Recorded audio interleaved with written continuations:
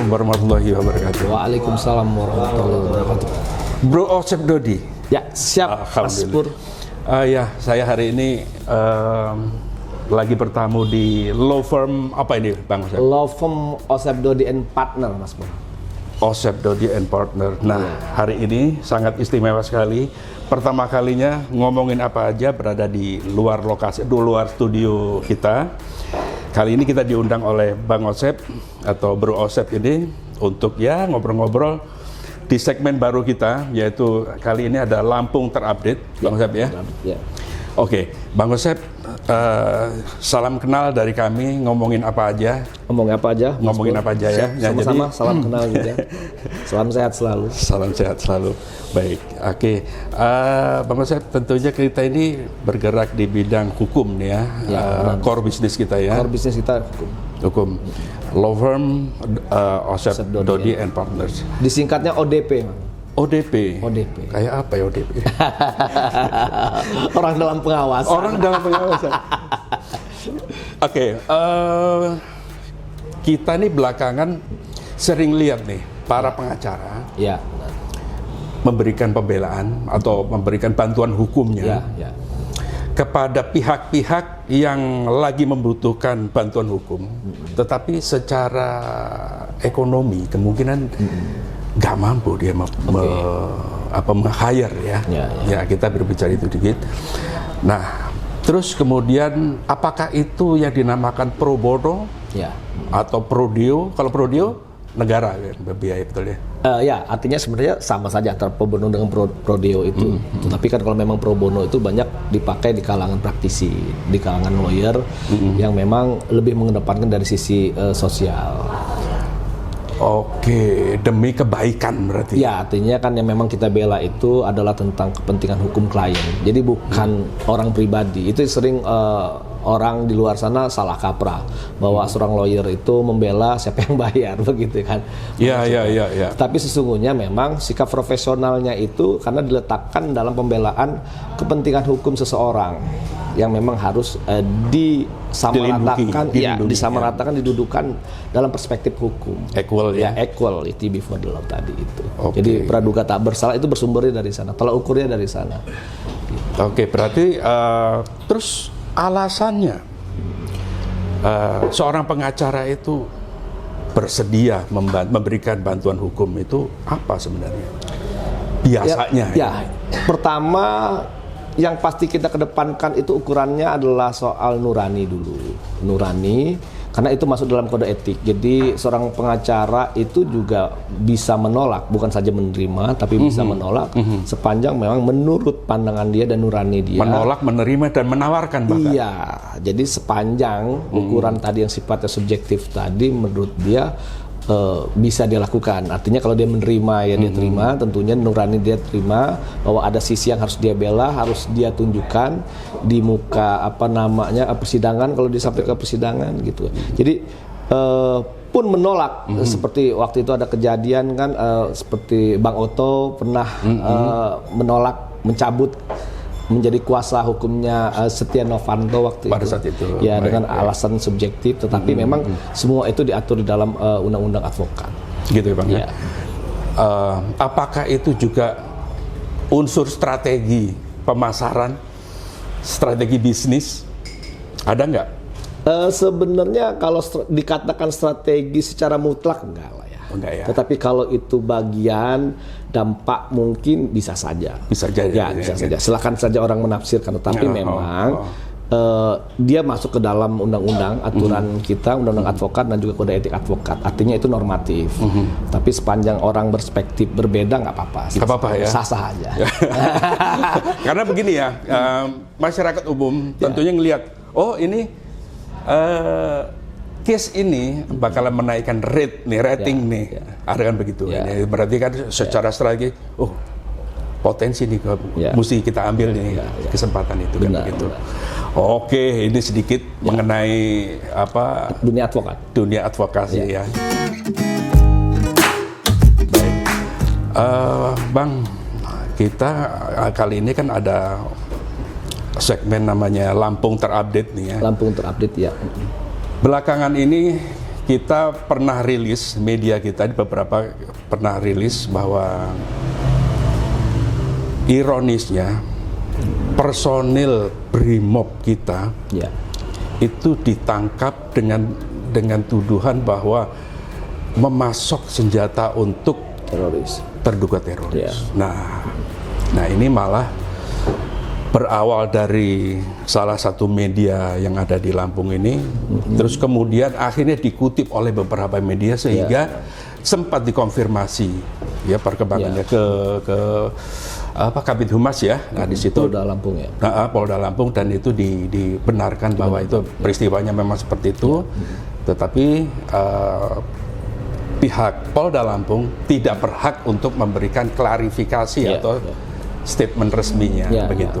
Nah, menurut Bang Osep nih, situasi ini seperti ini apa nih sebenarnya nih kondisinya ini? Ya, artinya kan kalau kita lihat akhir-akhir ini fenomena yang terjadi di dalam apa namanya dunia dinamika hukum lah ya.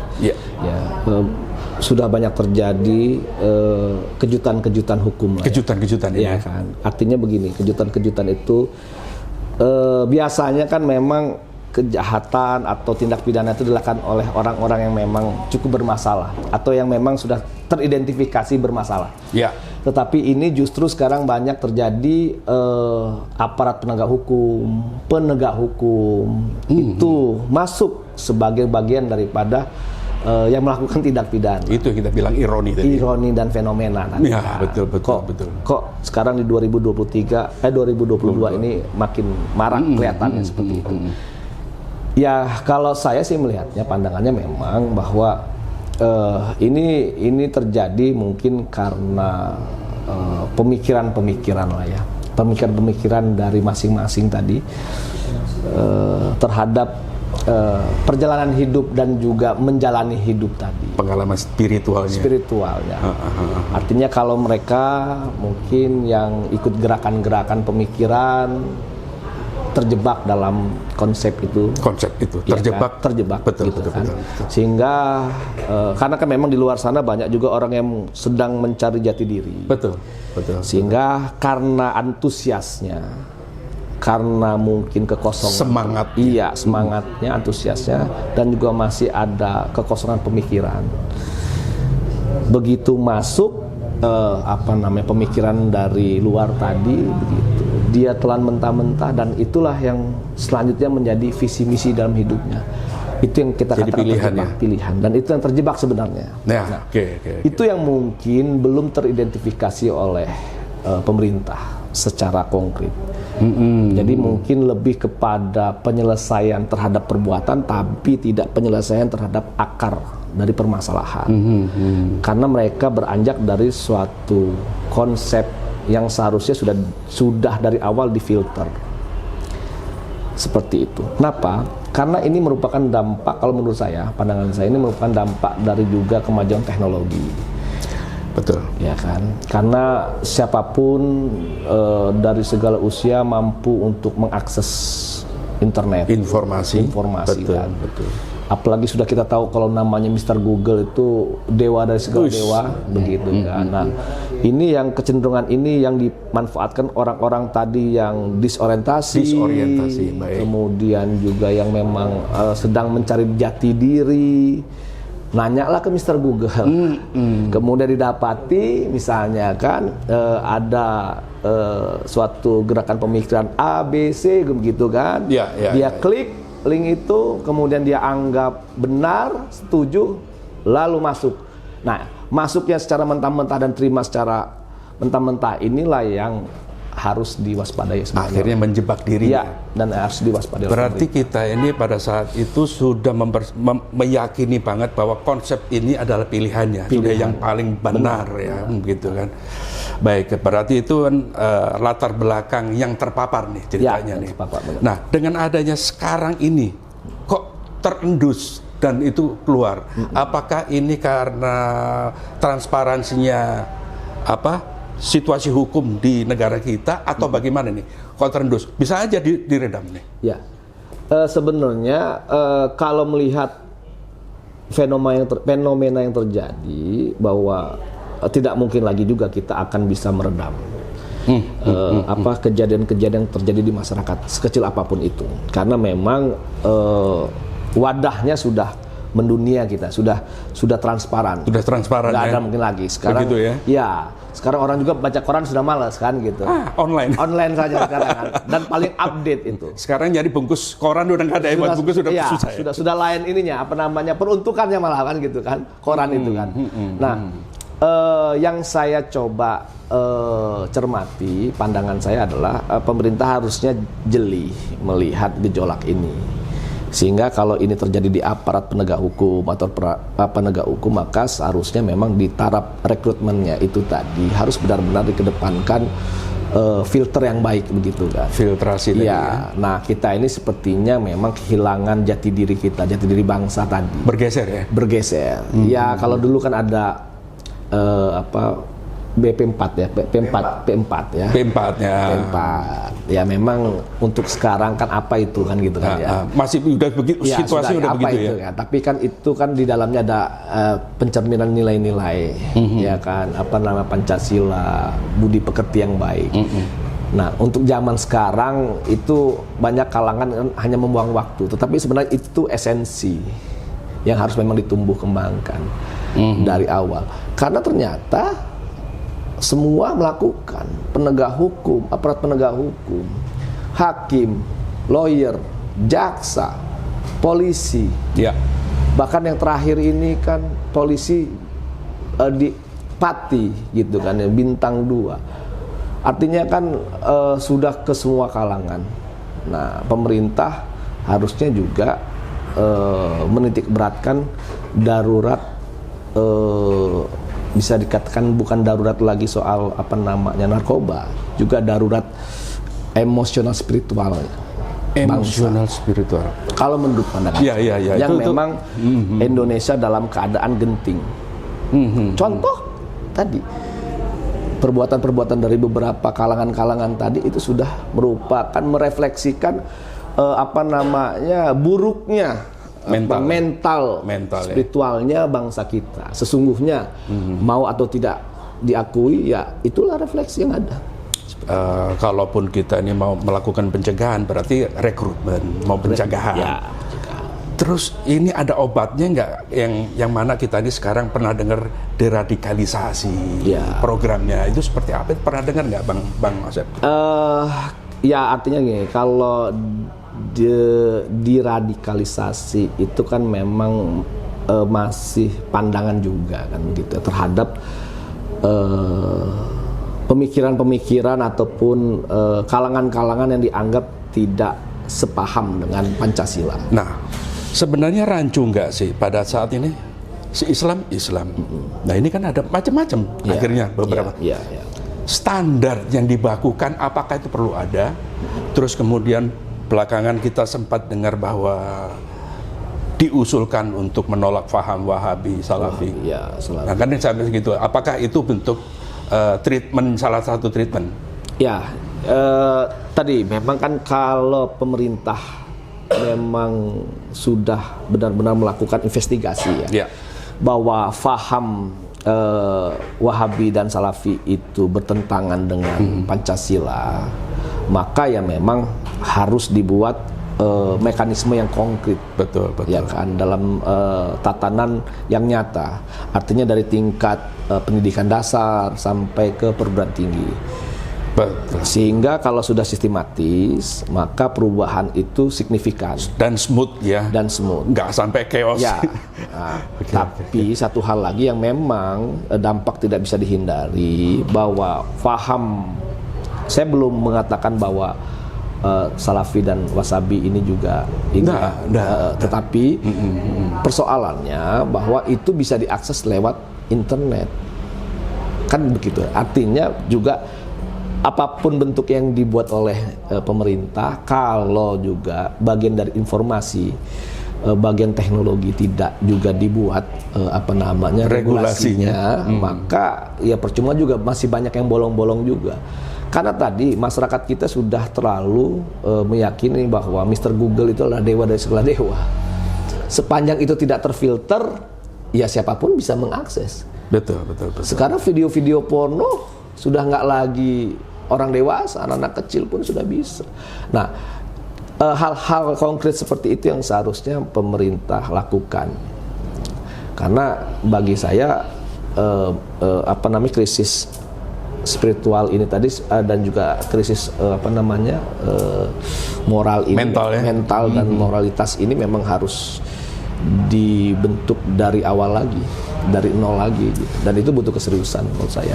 Ya, Mas Pur. Kalaupun itu tadi pemerintah atau presiden kita pernah bilang revolusi mental, apakah ini bagian dari itu juga? Ya, seharusnya ya. Oke, itu sebuah keprihatinan nih, ya. Bang Osep. Jadi kita geser nih, Bang. Ya. Kita pernah mengalami situasi hukum kita ini pernah ada kejadian kasus suap di dunia pendidikan. Iya, benar. Itu bombastis sekali, sehingga menjadi berita nasional. Benar. Di Unila ya, Bang ya. Di Unila. Melibatkan beberapa malah ke perguruan tinggi yang lain malahan. Iya, benar. Dan ini kemudian menyasar pada saat sidang. Disebutlah beberapa kepala daerah malahan. Ya, benar. Petinggi-petinggi di daerah, contohnya di Waikanan, dan yang terakhir malahan Bapak Herman Aen, mantan wali kota ya. Bagaimana pandangan seorang praktisi hukum melihat ini, Bang Osep? Ya, kalau bicara sisi normatifnya, maka memang fakta persidangan itu tidak bisa kita kesampingkan begitu saja, karena memang Lampung punya cerita dulu. Salah satunya kalau nggak salah mantan Bupati Lampung Tengah yang juga waktu itu kasusnya naik dari fakta persidangan. Andi Ahmad kan juga sama waktu itu kan dari fakta persidangan. Lalu diperintahkan Polda Lampung untuk melakukan sidik terhadap perkara tersebut, sehingga bersumber dari LPA, artinya dari laporan kepolisian atau pengembangan kepolisian. Nah, artinya juga kejadian ini yang menyangkut atau yang menyebut beberapa kepala daerah, yang khususnya kalau di Lampung, Bandar Lampung ini waktu itu menyebut Bapak Herman Aen. Maka itu pertama fakta persidangan. Nah, kedua analisa yuridisnya, hal tersebut bisa saja ditindaklanjuti, tinggal memang tergantung daripada hakim apakah mau memerintahkan jaksa KPK dalam hal ini menetapkan Herman Aen sebagai tersangka atas fakta persidangan. Ini bicara soal bukan berdasarkan laporan lagi ya. Laporan lagi. Sudah fakta persidangan, baik. Karena itu sudah cukup memenuhi alat bukti. Seperti itu 184 KUHP seperti itu. Tetapi memang tidak semua juga yang terjadi di fakta persidangan bisa. Artinya bisa dijadikan tersangka. Itu apa? Tergantung kuatnya potensi perkara itu atau nggak enak ya, ataupun dorongan politik ya kan, atau dorongan politik ya itu tadi. Memang kalau bicara normatif maka tentu kita bicara unsur normatifnya, betul. Tetapi kalau di dalamnya bercampur dengan unsur yang lain, unsur politik, itu yang kita no comment kan, begitu kan. Karena di luar dari analisa kita. Namun memang ini menjadi sekali lagi isu yang menarik, karena kejadian ini bukan saja karena saya ini alumni Unila, jadi juga cukup memalukan sebenarnya buat kita yang para alumni ini, melihat kejadian. Selain prihatin, juga memalukan sebenarnya. Tetapi apa boleh dikata, karena kita sadari bahwa tetap saja mereka semua manusia. Artinya apapun jabatan mereka, mau dia polisi, jaksa, hakim, ataupun pengacara, sekaligus pendidik, tidak bisa juga gitu lepas dari namanya perbuatan pidana. Artinya kembali lagi moralitas. Oke. Itu ya kuncinya. Kayak itu situ ya. Oke. Situasi transaksional. Situasi transaksional yang terjadi itu kayaknya bisa dikatakan merasuki ke seluruh institusi deh kayaknya, ya Pak ya. Hanya yang terendus itu, ya yang apes, ketiban apes lah. Nah, meskipun ini bukan hal yang dibenarkan, kita berstatement, oh itu apes enggak. Kalau kita berbicara soal hukum positif kan nggak bisa itu kita bilang, oh itu apes enggak. Tapi kan kayaknya sulit menghindar. Si A butuh, si D menawarkan, ada jasa. Itu kan itulah transaksional yang terjadi. Hai, mengerikan. Ya, mengerikan. Cuman memang yang mungkin masyarakat belum sadari memang memisahkan antara gratifikasi dengan suap. Beda tipis. Jadi kalau boleh tahu bedanya apa? Kalau gratifikasi itu dia lebih luas. Jadi apapun pemberian apapun, baik itu pemberian hadiah ataupun potongan-potongan itu masuk dalam gratifikasi. Tetapi dia ada syarat selanjutnya. Dia tidak masuk dalam gratifikasi kalau nilai dan waktunya terpenuhi. Artinya nilainya kalau nggak salah itu 1 juta, di bawah minimal 1 juta, di atas 1 juta, kemudian 30 hari semenjak pemberian itu diterima. Entah itu diskon ya kan, gitu. Atau ya ini pesawat atau fasilitas atau apapun. Termasuk mungkin kalau yang kita putusan dulu Ahmad Patona itu gratifikasi perempuan kan begitu. Sampai segitunya. Sampai sebegitunya. Karena memang luas dia. Dan dia menjadi suap. Bedanya dengan suap ketika ada hak dan kewajiban dari pejabat pemerintah tadi. Yang memang harus atau ada janji yang harus dia penuhi. Jadi ada kewajiban hukum dia atas pemberian tadi, dia harus berbuat, menjanjikan sesuatu atau berbuat sesuatu. Seperti itu. Menyalahgunakan wewenang. Seperti itu. Itu bedanya tipis memang. Oke, Bang. Kita udah cukup untuk kali ini ada dua topik kali ini. Kalau memang Bang Asep Dodi mau menambahkan barangkali mau membahas apa? Ya, memang dari semua fenomena yang terjadi di Bandar Lampung khususnya itu memang dan juga Indonesia lah pada umumnya memang kita harus melakukan revolusi mental karena mental itu yang memang yang utama. Dari mana? Ya, sebaiknya dari mana? Artinya begini, dari semua lini, dari mulai pendidikan, keluarga. Dari keluarga, tentunya kalau kita dari keluarga, ya kalau kita serahkan kepada masyarakat dari keluarga, peran serta masyarakat adalah keluarga. Kemudian kalau pemerintah sebagai regulator maka ya dia harus ke semua lini, artinya sektor pendidikan, semua. Artinya kalau pendidikan dasar dia harus kayaknya harus ada contoh. Harus ada contoh. Bener. Ya, makanya harus dibuat sistematis. Kalau sistemnya dibangun, tapi sistem dibangun tapi masih dicari lemahnya sistem itu, sering gitu ya kita ya. Sistemnya keren, tapi contohnya sistem menggunakan tender, menggunakan elektronik masih bisa diakali. Untuk menghindari pertemuan kan gitu. Kalau sudah ada pertemuan, ada deal. Benar nggak? Kelemahan sistem memang sepanjang sistem itu masih dikendalikan oleh manusia, maka masih tetap ada peluang untuk adanya perbuatan-perbuatan. Sistemnya nggak boleh humanis berarti ya? Ya, memang harus robotik. Oke Bang, aku boleh ngopi nggak nih? Silakan, kita juga ngopi lah. Gila. Yuk. Espresso double, silakan. Double ya? Mantap. Handmade sendiri. Handmade ya? Racikan ODP Bang. Gimana Bang? Bau, nendang. Luak ya?